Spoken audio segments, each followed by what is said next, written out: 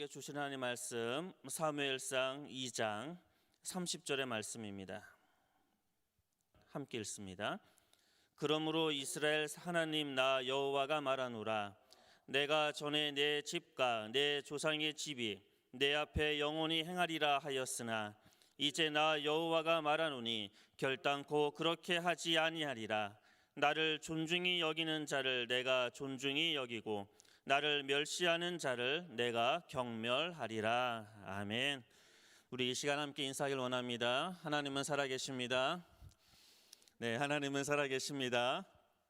네, 그래도 잊지 않으시고 이 자리에 함께 하신 우리 하나님의 사랑하는 우리 성강교회 우리 모두에게 하나님의 사랑이 함께하기를 소원합니다. 오늘은 사무엘서를 어떻게 읽어야 되는가라는 제목으로 말씀을 좀 같이 나누도록 하겠습니다. 설교를 한다기보다는 약간은 성경 공부 느낌으로 또 프린터를 다 준비했거든요. 네, 그 프린터를 보시면서 사무엘서를 어떻게 우리가 함께 읽어 나가야 되는지 함께 말씀을 좀 나누고자 합니다. 몇 주 전에 제가 그 땜빵 설교라고 그러죠. 이런 표현을 제가 썼잖아요. 그 오후 예배 때 말씀을 전하면서 우리가 성경을 어떻게 읽어야 되냐 이걸 갖고 한번 말씀을 전했던 적이 있어요. 우리가 성경을 굉장히 건강하게 읽어야 되고 성경을 굉장히 상식적으로 읽어야 됩니다. 그러기 위해서 우리가 어떻게 성경을 읽어야 됩니다. 이런 이야기를 잠깐 드렸었습니다. 그런 이야기를 드리는 것은 사실 성경을요 너무나 비상식적으로 그리고 너무나 자기 주관적으로 읽고 잘못된 열매들을 맺는 경우를 너무나 많이 보기 때문에 그렇습니다. 우리가 성경을 상식적으로 읽는다는 것 그래서 너무나 중요합니다. 그런데 우리가 한 가지 또 잊지 않아야 될 게 있지요. 성경은 상식을 초월한다는 거지요. 상식을 초월한다는 것은 결코 비상식적이라는 얘기는 아닙니다. 상식을 토대로 한다는 이야기입니다. 토대가 있어야지 초월할 수 있거든요. 그래서 상식적인 하나님의 말씀을 읽고 그리고 초월적인 하나님의 이 상식을 초월하는 바로 하나님의 놀라운 신비를 접하는 그렇게 성경을 우리는 읽어 나가야 됩니다. 그러면 그렇게 읽기 위해서 반드시 필요한 것이 하나 있지요. 그때는 이렇게 표현했습니다. 출애굽을 경험해야 됩니다. 기억이 나십니까? 하나님의 구원의 그 경험이 우리에게 있을 때 우리는 성경을 제대로 읽을 수 있다라고 말씀을 드렸어요. 한번 상상을 좀 해보십시오. 제가 이런 표현을 참 많이 쓰거든요. 10대 때 막 사춘기가 왔을 때 내 마음속에 설레였던 그 첫사랑의 기억, 아주 먼 옛날이지만 혹시 기억을 해보십시오. 또 20대 때 내가 너무나 좋아했던 일방적으로 짝사랑했던 그 사람 한번 상상해 보십시오. 그 사람을 굉장히 사랑하고 또 우연찮게 또 우연이라기보다는 그 사람으로부터 사랑을 확인받았을 때 그때 여러분이 느꼈던 그 세상은 어떤 세상입니까?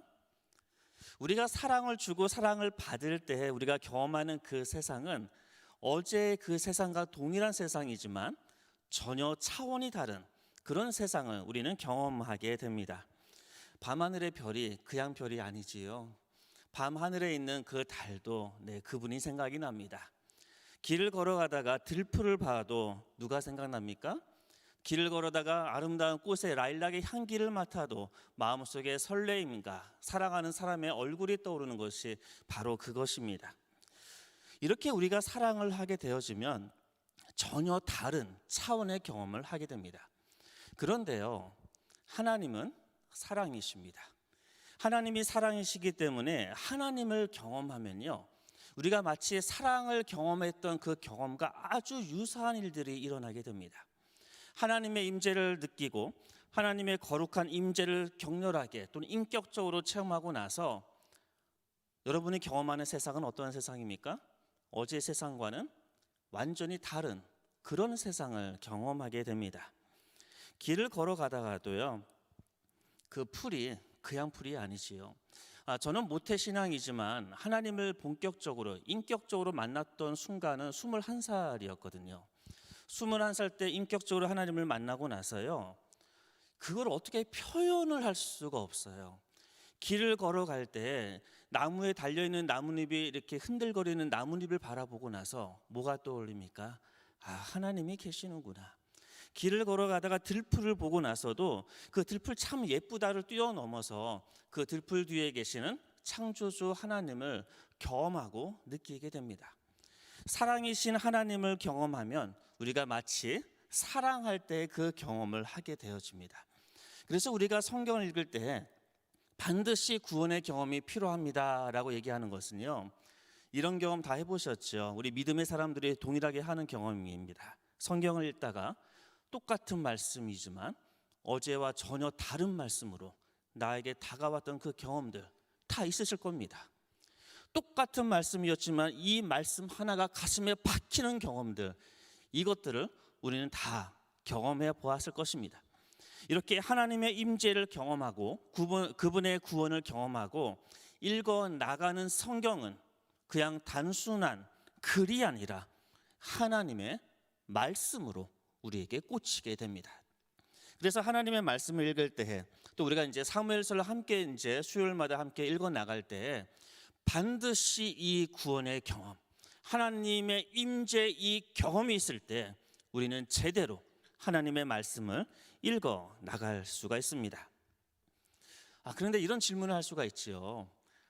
그럼 나는 별로 그런 경험이 없는 것 같은데, 나는 그냥 모태신앙으로 그냥 자라와서 뭐 특별하게 하나님을 만났던 뜨거운 경험이 없는 것 같은데, 그러면 나는 뭐 읽어도 하나님의 말씀을 전혀 뭐 알 수가 없는 것인가? 뭐 이런 질문을 던질 수도 있을 것 같습니다. 하지만 기억하십시오. 성경은요, 그렇기 때문에 우리에게 이런 말씀을 주고 계십니다. 우리 말씀을 하나 찾아볼 텐데요, 디모데후서 프린터에 다 있습니다. 네, 성경책 피지 않으셔도 프린터에 다 있습니다.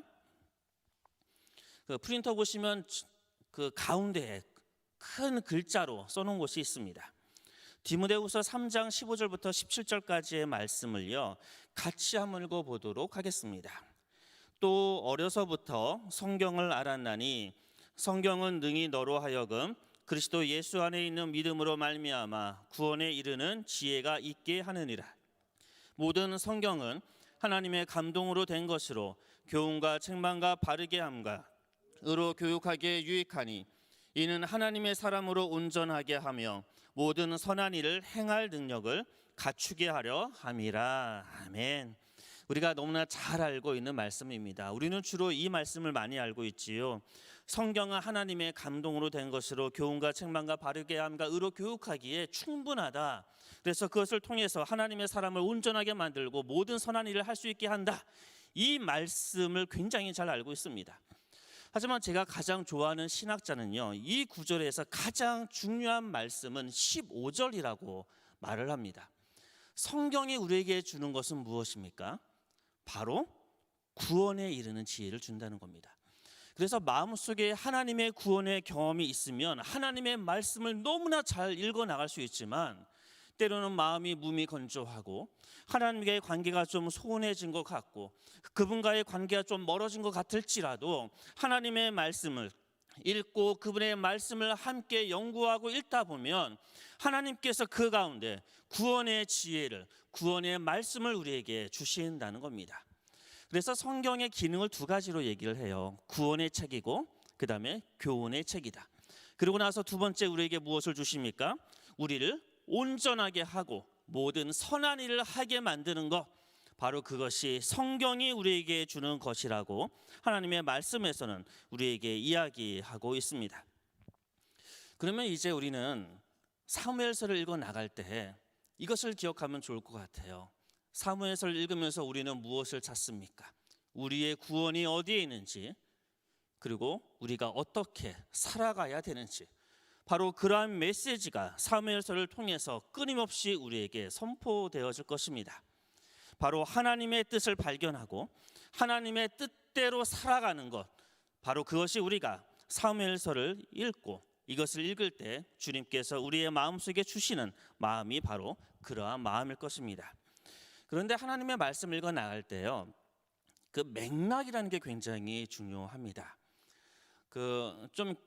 좀 어색한, 잘 읽지 않는 말씀을 갖고 한번 예를 한번 좀 들어볼게요. 자, 오바다라는 성경 아시지요?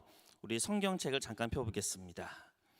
제가 이 말씀을 이렇게 선택한 이유는 잘 읽지 않기 때문에 제가 막 얘기해도 잘 모르실 수도 있어서 제가 오바다를 선택했습니다. 자, 오바다를 이렇게 피시면요, 네, 1285쪽에 있습니다. 오바다는 구약 성경에서 가장 짧은 성경입니다. 자, 오바다를 보면 내용이 주로 이런 거예요. 1절 보시면 중간에 에돔에 대한 이야기입니다. 그런데 나중에 한번 집에 가서 한번 읽어보십시오. 그러면 이 내용 전체가 어떤 거냐 하면 에돔아 정신 차려라, 너를 심판할 거다, 이런 내용입니다. 바로 하나님의 백성을 내가 축복하는데, 바로 이 에돔은요, 하나님의 백성의 가장 가까운 이웃이었습니다. 바로 이 열방이었습니다. 즉 하나님께서 에돔을 향해서, 열방을 향해서 내가 너희를 심판할 거다, 나의 사랑하는 이스라엘을 내가 너무나 사랑한다, 이 메시지가 오바다의 내용입니다. 그래서 이 말씀을 이렇게 쭉 읽으면 우리 마음에 어떤 마음이 일어날까요? 우리는 특별한 존재다, 우리는 선민이다, 우리에게는 구원만 보장되고 있다, 이방 사람들 다 심판의 대상이다. 그렇게 우리는 오바다를 읽게 되어지면 성경을 그렇게 우리는 이해합니다. 그런데요, 놀라운 것은 오바다 그 다음에 요나서가 나와요. 요나서가 나오면서 어떤 메시지를 우리에게 주냐 하면요, 니느웨에 대한 이야기인데, 니느웨는 아수르란 제국의 수도입니다. 아수르는 그 당시에 가장 악독했던 제국입니다. 그런데 이 아수르에 대한 하나님의 용서와 하나님의 함께하는 그 메시지가 요나입니다. 그래서 오바다를 읽고 나서 요나를 읽어 나갈 때 우리는 균형적으로 성경을 읽어 나갈 수 있는 거예요. 오바다만 읽고 나서 야 우리는 선민이야, 우리는 특별한 존재라고 끝나버리면, 이방인들은 다 심판의 존재라고 읽어버리면 굉장히 편협하고 자기만을 위하는 그런 교회 안에 갇힐 수 있다는 겁니다. 오바다를 읽고 나서 요나를 읽고 나면 하나님이 그 악독한 아수르도 사랑하시는구나, 하나님이 교회뿐만 아니라 교회 밖에 있는 하나님의 형상대로 지음받은 모든 사람들을 참 사랑하시는구나, 이 메시지가 요나를 통해서 우리에게 전해줍니다. 그리고 나서 미가서가 나오거든요. 미가서를 나중에 읽어보십시오. 유다와 북이스라엘에 대한 하나님의 심판의 메시지인데요, 너무나 날서 있습니다. 너무나 가슴 아픈 내용이 미가서를 통해서 끊임없이 하나님의 백성들한테 이야기하고 있습니다. 그런데 미가서가 가능한 것은 요나서 때문에 그래요. 요나서의 그 하나님, 이방 아수르조차도 그렇게 사랑했던 그 하나님, 그 사랑으로 하나님의 백성을 향해서 안타까운 마음으로 지금 이야기하시는, 심판을 이야기하고 계시는 바로 하나님의 마음이 미가에 나오거든요. 그러고 나서 또 나움이 나옵니다. 나움은 니느웨에 대한 심판이거든요. 아수르에 대한 심판입니다. 그래서 아수르, 내가 널 사랑하지만 너가 하나님의 말씀대로 살아가지 않으면 너는 심판 아래 있게 될 것이다 라고 말씀이 전해집니다. 제가 이렇게 말씀드리는 이유는 뭐냐면요, 성경은 이렇게 흐름과 맥락이 있다는 겁니다. 우리가 특히 오늘 함께 읽어나간 이 사무엘서는 역사서라고 일컬어집니다. 역사는 흐름이 있습니다. 그래서 그 흐름을 갖고 끊임없이 읽어나갈 때 성경을 잘 이해할 수 있게 되고요, 성경을 잘 이해한다는 것은 하나님의 그 뜻, 하나님의 그 온전한 그 뜻, 그것을 좀 더 명확하게 우리가 이해할 수 있다는 겁니다. 그러면 우리 프린터, 나눠드렸던 프린터를 보시면 밑에 이런 말을 써놨죠. 다른 책과의 관계라고 하면서 제가 박스를 이렇게 써놨습니다. 담임 목사님께서 룻기를 말씀하셨을 때 이와 같은 말씀을 해주셨기 때문에 약간 중복되는 말씀인데요, 역사서가 여호수아부터 시작이 되어지죠. 여호수아 때 가나안을 정복하고 나서 그 다음에 사사시대부터는 정복한 가나안 땅에서 하나님의 백성들한테 도대체 어떠한 일이 일어나느냐를 우리에게 전해줍니다. 그래서 여호수아 다음에 사사기가 나오고, 사사기를 통해서 이것을 이야기하고 있습니다. 진정한 사사가 누구냐? 진정한 사사는 없다라는 겁니다. 사사기는요, 오직 진정한 사사는 오직 하나님밖에 없다, 이것이 사사기의 내용입니다. 그런데 진정한 사사가 없기 때문에 너에게 왕이 필요할 것이다. 역사의 흐름을 보니까 모든 나라들이 다 왕이 있는데 너에게도 점차적으로 왕이 필요해지고 있다는 것이 사사기의 내용입니다. 그리고 나서 룻기가 나오지요. 룻기를 통해서 바로 다윗의 그 조상에 대한 이야기, 그 기원에 대한 이야기를 이야기합니다. 그리고 우리가 함께 읽을 이제 사무엘서가 시작이 되어지는 겁니다. 그리고 사무엘서를 통해서 뭘 얘기합니까? 바로 왕에 대한 이야기, 그리고 열왕기를 통해서 또 왕들에 대한 이야기를 우리에게 전해주고 있습니다. 이렇게 사무엘서와 열왕기를 통해서 왕들에 대한 이야기를 쭉 전개하는데요, 그 내용의 핵심은 이겁니다. 진정한 왕이 누구냐라는 겁니다. 사사기를 통해서 진정한 사사가 누구냐라는 질문에 우리 하나님께서는 내가 진정한 사사다 라고 말씀하셨고, 사무엘서를 통해서 열왕기를 통해서 우리에게 말씀하십니다. 진정한 왕이 누구냐? 이 질문에 사무엘서와 열왕기를 통해서 진정한 왕은 땅에 있는 왕이 아니라 바로 나 여호와 하나님이 너희의 진정한 왕이다라고 선포하는 것이 바로 사무엘서와 열왕기입니다. 자, 프린터를 한 장 뒤로 넘기시면 뒤에 제가 표를 하나 만들어 놨습니다. 그 사무엘서와 열왕기는 하나의 마치 책처럼 되어져 있는데요, 거기 구분을 보게 되시면 1왕국, 2왕국, 3왕국, 4왕국 이렇게 써놨는데, 이게 성경에 70인역이라는 게 있어요. 이 히브리어를 헬라어로 번역한 아주 고대의 아주 권위 있는 책입니다. 이 책에서 사무엘서와 열왕기를 다 합쳐서 이렇게 부르는 겁니다. 제1왕국기, 제2왕국기, 제3왕국기, 제4왕국기라고 이야기합니다. 그리고 그 내용도요, 사무엘상은 사울에 대한 이야기, 사무엘하는 다윗에 대한 이야기, 그 다음에 열왕기상은 솔로몬에 대한 이야기, 마지막 열왕기하는 왕들에 대한 이야기, 솔로몬 이후에 남북이 나눠지면서 분열 국가가 시작되어지죠. 그래서 왕들에 대한 이야기로 나눠집니다. 그래서 이 모든 내용을 통해서 궁극적으로 하나님께서 우리에게 뭘 얘기하시냐, 바로 오늘 우리가 함께 읽었던 사무엘상 2장 30절의 이 내용이 사무엘서와 열왕기를 관통하고 있는 가장 핵심적인 주제로 우리에게 다가오는 겁니다. 거기 오타가 났지요. 2장 20절이 아니라 2장 30절입니다. 그러면 사무엘서와 열왕기를 통해서 우리 주님이 우리에게 무엇을 이야기하십니까? 너희가 나를 존중하면 내가 너를 존중하고, 너희가 나를 멸시하면 내가 너를 경멸하겠다. 바로 이스라엘의 그 역사를 통해서 하나님께서 내가 하나님의 백성이 하나님을 존중할 때 내가 너희를 존중할 것이다. 하지만 너희가 나를 경멸할 때, 나의 말을 따르지 않을 때 내가 너희를 심판하고 경멸하겠다. 이것이 바로 사무엘서와 열왕기가 갖고 있는 가장 핵심적인 주제입니다. 그래서 사무엘서를 시작하면서 오늘 처음 구절이 바로 사무엘상 2장 30절을 함께 읽었던 것은요, 이 구절이 사무엘과 열왕기를 꿰뚫고 있는 가장 핵심적인 주제이기 때문에 그렇게 함께 읽고 소개를 한 겁니다. 이제 좀 더 그 스펙트럼을 좀 좁혀서 오늘 이제 마지막 부분 사무엘에 대한 이야기를 좀 해보겠습니다. 자, 사무엘서를 잠깐 펴시고요. 사무엘상 1장입니다. 거기다가 제가 이렇게 써놨지요. 이중 인클루지오다로 했죠. 굉장히 어려운 단어잖아요, 그렇죠? 그런데요, 어렵지 않습니다. 지금부터 알면 되잖아요. 인클루지오는 다른 말로 하면 수미 상관이라고 합니다. 수는 머리 숫자고 미는 꼬리 미자입니다. 그래서 앞과 뒤가 똑같다. 무슨 광고 같네요. 앞과 뒤가 똑같다.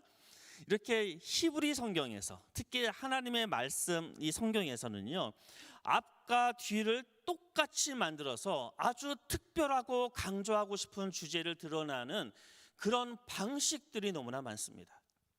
마치 우리가 알파요 오메가요 얘기하는 것처럼 처음과 끝을 똑같이 만들어서 무엇인가 주제를 드러냅니다. 그것을 인클루지오라고 합니다. 그래서 저는 이왕이면 우리 성광교회 우리 성도 여러분들은요, 이게 잘 안 외워져요. 제가 이제 가는 데마다 이거 막 얘기하거든요. 인클루지오라는 단어는 제발 좀 외우십시오. 이거 되게 있어 보이는 단어입니다. 요거 얘기하면 되게 좀 있어 보여요. 이렇게 막 얘기하거든요. 그래서 이거는 좀 기억했으면 좋을 것 같아요. 수미상관, 인클루지오, 앞과 뒤를 똑같이 해서 성경의 특별한 내용을 드러낸 겁니다. 예를 들어서 로마서 같은 경우에 제일 처음에 이런 단어가 나와요. 복음이란 단어가 나오거든요. 로마서의 마지막 절에도 무슨 단어가 나오는지 아십니까? 복음이란 단어가 나와요. 그래서 우리가 로마서는 복음의 책이다, 복음의 핵심의 책이다 막 얘기하는 것처럼 이렇게 성경이요, 하나하나 공부하다 보면 이 수미상관, 인클루지오와 같은 이 구조가 너무나 많이 나타납니다. 오늘 사무엘상을 같이 하면서, 특히 사무엘서를 같이 보면서 사무엘서가 이러한 인클루지오가 있다, 이거 하나만 머릿속에 기억을 하시고 돌아가시면 그 수업은 아니지만 오늘 성경 공부는 거의 끝입니다. 자, 그 인클루지오가 이중 인클루지오예요. 굉장히 특이하죠. 두 가지가 연관이 돼 있다는 겁니다.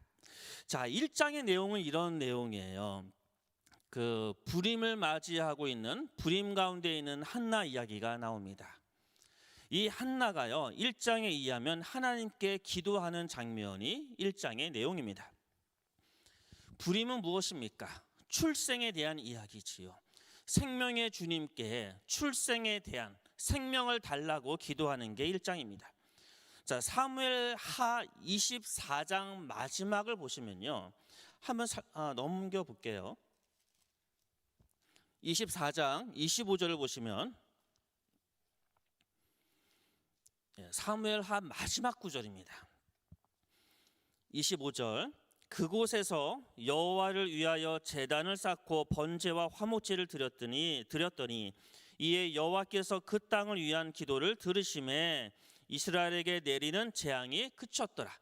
자, 24장의 내용은 이것입니다. 다윗이 인구조사를 하는데 이게 하나님 마음에 들지 않았던 거예요. 그래서 하나님께서 하나님의 백성들을 치십니다. 그래서 사람들이 막 죽어나가고 있습니다. 죽음을 맞이하고 있습니다. 이렇게 죽음의 순간에 다윗이 기도를 하는 겁니다. 하나님한테 하는 기도의 장면이 바로 이 내용입니다. 이게 하나의 인클루지오를 이루고 있다라는 겁니다. 한나의 기도로 시작해서 다윗의 기도로 끝나는 책이 바로 사무엘서입니다. 그런데 그 기도의 내용도 생명의 하나님께 출생과 죽음과의 그 관계 속에서 하나님 앞에 기도하고 있는 장면입니다. 그래서 이 사무엘서는 그런 의도가, 그것을 신학적인 의도라고 이야기하고요, 다른 편으로는 하나님께서 사무엘서를 쓴 기자를 통해서 하나님의 뜻을 그런 방식으로 우리에게 드러내신 겁니다. 너희는 출생과 죽음을 관장하고 있는 생명의 주님께 기도해라. 바로 사무엘서를 읽으면서 우리의 생명의 주인이신 오직 우리 하나님께 너희는 기도해라, 이것이 갖고 있는 사무엘서의 가장 핵심적인 내용입니다. 그리고 그 기도 사이에 노래가 있습니다. 그 노래를 한번 찾아보겠습니다. 이번에 사무엘상 2장입니다. 사무엘상 2장입니다. 2장을 보시면 제가 1절을 읽겠습니다. 내 마음이 여호와로 말미암아 즐거워하며 내 뿔이 여호와로 말미암아 높아졌으며 내 입이 내 원수들을 향하여 크게 열렸으니 이는 내가 주의 구원으로 말미암아 기뻐함이라. 한나의 이 기도는요, 또는 이 한나, 지금 제목은 기도로 되어 있지만 이게 운문체입니다. 노래입니다. 이 한나의 이 노래는 주님의 구원에 대한 노래입니다. 그래서 한나는 지금 하나님을 향하여 나를 구원하신 하나님, 주님 때문에 내가 즐겁습니다, 주님을 내가 찬양합니다, 이렇게 노래하고 있는 것이 2장입니다. 그러면 이제 사무엘서의 마지막에 해당하는 부분에서 다윗의 노래가 나오는데 그 내용을 잠깐 찾아보겠습니다. 이번에는 사무엘 하 22장입니다. 사무엘 하 22장 2절 한번 보겠습니다. 2절과 3절을 제가 읽어드릴게요. 사무엘 하 22장 2절부터 3절입니다. 이르되 여호와는 나의 반석이시요 나의 요새시요 나를 위하여 나를 건지시는 자시요 내가 피할 나의 반석의 하나님이시요 나의 방패시요 나의 구원의 뿌리시요 나의 높은 망대시요 그에게 피할 나의 피난처시요 나의 구원자시라. 나를 폭력에서 구원하셨도다. 지금 22장과 23장에 걸쳐서 다윗의 마지막 노래가 나오고 있습니다. 그 노래는 무슨 노래입니까?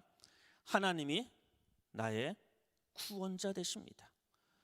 한나의 노래와 다윗의 노래의 공통점은요, 하나님이 구원자라는 겁니다.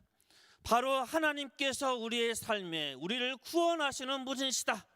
바로 그것을 우리에게 내용을 전해주고 있습니다. 이렇게 사무엘서는 이러한 인클루지오라는 이 구조를 통해서 우리에게 지금 메시지를 분명하게 하나님의 의도를, 뜻을 우리에게 보여줍니다. 하나님이 너희의 구원자다. 그 하나님께, 너에게 생명을 준 그 하나님께 너희는 기도해라. 다시 우리 잠깐 2장을 보시면요, 사무엘상 2장을 보시면요, 2장의 바로 앞절 1장 28절의 마지막에 여호와께 경배하라라고 나옵니다. 그리고 우리가 아까 읽었던 사무엘하 24장 25절 마지막에 보면 하나님께 번제와 화목제를 드리는, 예배를 드리는, 경배를 드리는 장면으로 끝나게 됩니다. 이 내용을 통해서 하나님께서는 이 사무엘서를 통해서 우리에게 메시지를 주고 계시는 겁니다. 하나님은 너희의 구원자니 그분을 경배하라. 너희의 생명의 탄생과 너의 생명의 출생과 죽음을 권장하는 분이 하나님이니 그분을 향해서 너 기도해라. 바로 이것이 사무엘서가 갖고 있는 이러한 아름다운 문학적인 구조를 통해서 우리에게 주는 하나님의 메시지입니다. 이렇게 하나님께서는요, 이러한 아름다운 구조를 통해서 우리에게 말씀하십니다. 제가 이런 얘기를 종종 하거든요. 하나님께서 왜 굳이 인간이 되셨을까? 제가 초등부 설교할 때도 이 얘기를 잠깐 했었어요. 하나님이시잖아요. 창조주시잖아요. 하늘에서 손가락 까닥하면 사람을 구원할 수 있잖아요. 근데 왜 그렇게 번거롭게 10개월 동안 배에 계시고 태어나서 그 어린 시절, 코 흘리기 시절을 다 보내시고 질풍노도의 시대 그 10대를 다 보내시고 왜 30이 되어서 왜 그렇게 말씀하셨을까? 왜 하나님께서 친히 인간이 되셨을까? 왜 인간이 되십니까, 하나님이요? 왜 그러시죠? 설득하기 위해서 그런 겁니다. 우리가 사람을 설득할 때 어느 때 가장 잘 설득합니까? 공감할 때 잘 설득하죠. 공감한다는 것은 그 사람의 입장이 되어서 이야기한다는 겁니다. 왜 하나님께서 전능하신 그 하나님, 우주 만물을 창조하셨던 그 하나님이 왜 굳이 그 피조물이 되어서 그 모든 인간이 경험했던 그 모든 과정들, 그리고 심지어 죽음마저 왜 경험하십니까? 우리를 설득하기 위해서 그러신 겁니다. 제가 이 말씀을 드리는 것은 왜 하나님께서는 사무엘서를 기록하시면서 왜 이런 아름다운 문학적인 구조로 말씀하셨습니까? 그냥 얘기해도 되잖아요. 그냥 막 써도 되잖아요. 우리 마치 막 이상한 말을 쓴 것처럼 그냥 막 써도 되잖아요. 그것은 바로 설득하기 위해서. 이 아름다운 구조를 통해서 자 봐라. 이 아름다운 구조에서 드러나고 있는 하나님이 구원자이시고 그분을 찬양하고 경배하고 생명의 주인 되시는 하나님께 너 기도하라 라고 설득하기 위해서 이러한 방법을 쓰십니다. 요즘에 우리는 말을 할 때 보통 우리가 이제 설교할 때 첫째, 둘째, 셋째 이렇게 하면 굉장히 쉽게 다가오잖아요. 그래서 우리는 뭐 첫째는 무엇이고 둘째 이렇게 많이 메시지를 전파합니다. 이게 요즘 우리가 말을 하고 메시지를 할 때의 방식이죠. 그게 문학적인 구조겠죠. 그런데 이 당시의 고대 이스라엘인들한테는요, 이렇게 수미상관, 인클루지오 구조로 이야기하면 잘 알아먹었어요. 그 당시에 그 사람들한테 가장 설득력 있게 표현하는 방식이 이러한 방식이었다는 겁니다. 그래서 성경이 만약에 오늘날 써졌다면 첫째, 둘째, 셋째 이렇게 써질 수도 있었겠죠. 오늘 우리에게 가장 설득하기 위해서 가장 좋은 방식으로 우리에게 다가오시기 때문에 그렇습니다. 사랑하는 성도 여러분, 오늘 사무엘서를 함께 좀 보면서 어떻게 보면 우리가 사무엘서의 전반적인 핵심적인 주제가 무엇인지에 대한 이야기를 함께 나눴습니다. 다시 한번 말씀을 드리지만 하나님의 구원의 경험을 위해서 기도하십시오. 하나님의 구원의 경험이 있는 자만이 하나님의 말씀을 상식을 넘어서는 신비로 하나님의 말씀으로 읽어 나갈 수가 있습니다. 그럼에도 불구하고 우리의 연약함 때문에 하나님에 대한 그 감격스러운 임재의 경험이 좀 약하다고 생각되어진다면 하나님의 말씀을 자세히 읽고 그 안에 담겨져 있는 문학적인 아름다운 구조들을 발견하면서 하나님의 그 아름다운 메시지에 집중하십시오. 그러면 그곳에서 우리는 하나님을 만나게 됩니다. 그리고 오늘 우리 함께 읽었던 이 사무엘서를 통해서 꼭 기억하십시오. 우리 하나님은 우리의 생명의 주관자이시며 우리의 찬양의 대상자이시고 그분께 우리의 경배와 찬양과 기도를 올릴 대상자는 오직 하나님 그분이시라는 것. 그래서 이렇게 사무엘상 2장 30절을 통해서 우리에게 이야기하는 겁니다. 너희가 나를 존중하면 내가 너를 존중하겠다. 너희가 나에 대해서 경멸하면 나도 너를 경멸하겠다. 이 말씀 붙들고 오늘도 넉넉히 이 말씀 가운데 승리하는 주님의 자녀들 되기를 주님의 이름으로 축복합니다. 우리 이 시간 우리 함께 기도하고 제가 마무리 기도하고 이렇게 수요 사경회를 마치도록 하겠습니다. 우리 이 시간 함께 기도하기 원합니다. 함께 통성으로 기도하는 건 참 오랜만인 것 같습니다. 물론 나중에 이제 영상을 통해서 이걸 보시는 분도 이왕이면 이 시간에 함께 좀 기도하길 원합니다. 우리 무엇보다 코로나로 우리 예배가 멈췄던 모든 것들이 다시 이제 정상적인 예배로 예배가 열리기 시작을 합니다. 그런데요, 이렇게 형식적으로 열리는 것이 아니라 우리의 믿음이 다시 새롭게 시작되어지는 그런 예배의 열림이 되기를 소원합니다.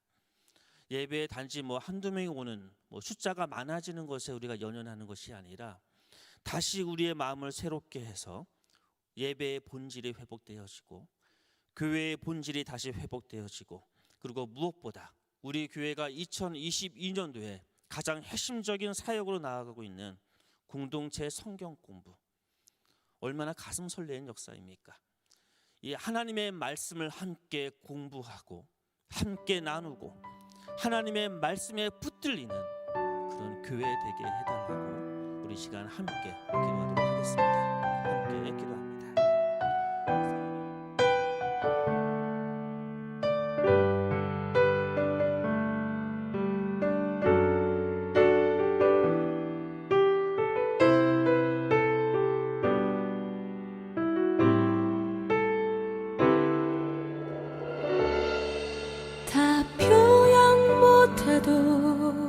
나 표현하리라 다 고백 못해도